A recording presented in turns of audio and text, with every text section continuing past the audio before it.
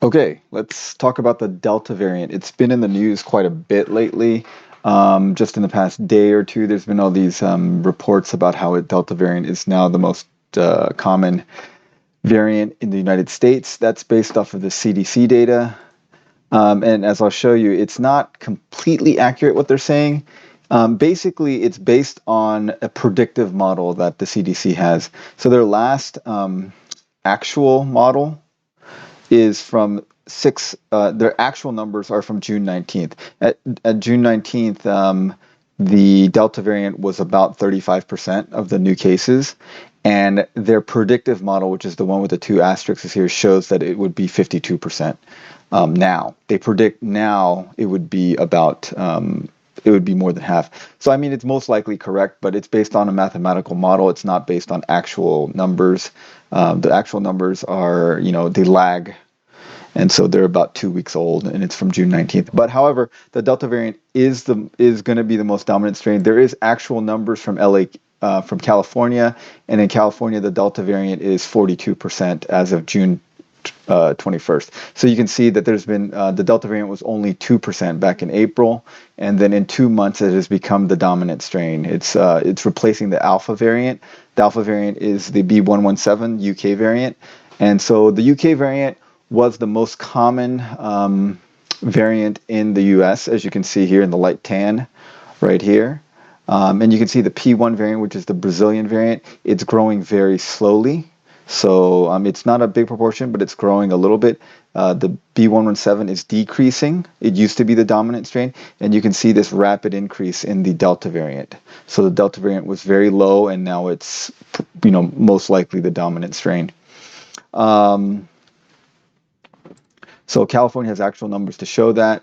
If you look at the United States overall COVID numbers, they're quite low. It looks like it's been, it's relatively low for the United States. It's about 20,000 new cases per day. If you look at the UK, they have had this run up in the past month, and they're up to like 32,000 cases a day. So this is mostly due to the Delta variant. And then South Korea also has have had a rapid increase lately. Now their absolute numbers are quite low. They're like 1,300 or 1,200, so 10 times lower than more than 10 times lower than the United States and the UK. But they're having a big upswing lately, most likely due to the Delta variant. And why is the Delta variant so contagious? This is a paper out of China where they looked at an index case that came to Guangzhou. And what they found out what was most interesting was that the viral load of the first positive test of the Delta infections was 1,000 times higher than the previous strain, the previous original strain. So, I mean, now it's obvious why it's so contagious. If someone is shedding 1,000 times more virus, then you're much more likely to get infected. And they're shedding virus at a much higher level. I mean, it's not just 10 times higher or 100 times higher, it's 1,000 times higher. That is a ridiculous increase. So you can go back to the first video I talked about the Delta variant. I went over the relevant mutations in the spike protein, as well as some preliminary data on how well the vaccines work against it. Brief overview. Basically, they looked at mainly the Pfizer vaccine. I don't think that there's any studies on the Moderna vaccine, but the Pfizer vaccine, one dose was a little protective. 2 doses was actually very protective. It's like 90%. So 2 doses was very good against the Delta variant, but 1 dose was not very good. So it is still protective against that. So I'll link that first video in the description below. This is a paper based out of the UK, which I guess they've been doing something called the REACT, where every month or so, they kind of randomly swab people throughout England.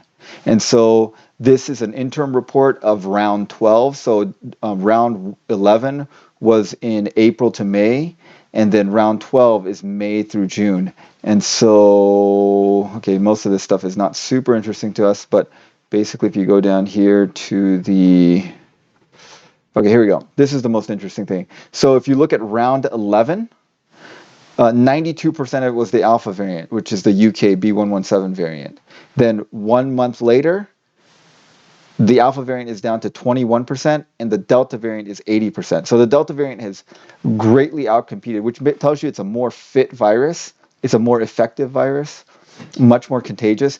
And remember, the B117 was much more contagious than the original one. So this is even more contagious than the alpha variant. And it's rapidly replacing the alpha variant in the UK. It's definitely a dominant strain. And as you see in the US, it is becoming the dominant strain. So we're lagging a little bit behind. I suspect our numbers are we're lagging the UK a little bit in the UK. So we're like here. We're like a month behind the UK. We're going to start seeing this climb most likely. Now, one thing that may protect us is that our vaccination rates are much higher, which is good. Almost 70% of adults have had at least one vaccination. So the U.S. did a pretty poor job of dealing with the pandemic early on, where testing was bad, contact tracing was bad, non-pharmacologic measures such as distancing people, that wasn't well done, and quarantining wasn't well done. Now, Korea did a great job of that initially, and that's why their numbers are extremely low. And then their numbers are still low, but they've been doing a terrible job vaccinating. So America has done a very good job vaccinating, did a terrible job initially with all the other stuff. So Korea, I think, only 30% have at least one dose. So that's why I think they're hurting, because if in unvaccinated people, this Delta variant is extremely contagious. So here's a paper about the rapid displacement in the U.S. of the alpha and gamma variant, alpha variant by the delta and the gamma variant. And the interesting thing here is basically, okay, here we go, by vaccination rate. So this is the important graph. What you notice is that in places that have high vaccination rates, which is this darker line, the rate of growth of the Delta variant is lower than places in counties with low vaccination rates.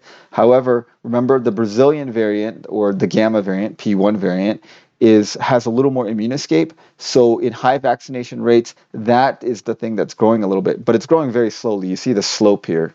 The Delta variant is really, really fast growth, whereas the P1 is slow growth.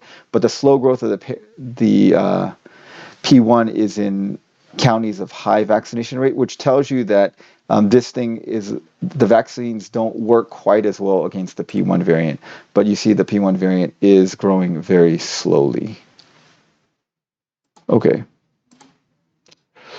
So anyway, I think that's the take-home message. The most important paper I found was this paper out of China that tells you that it's 1,000 times more viral load shedding. And then in both the US and the UK, the Delta variant is rapidly taking over. And the P1, and especially amongst people that are not vaccinated, because the current crop of vaccines still work pretty well for this one. So I think the take-home message is, if you're worried about the Delta variant, you should probably get both vaccines, both shots, and it's still pretty protective. And South Korea is probably paying the price for not vaccinating their population very well by having their numbers go up. This is the highest rate that they've ever had in the history of the pandemic. So it's more than the big spike we had in around Christmas. So they're probably headed to even new highs, and they've instituted more lockdowns, but they probably just need to roll out vaccinations faster. Okay, so I hope that was helpful.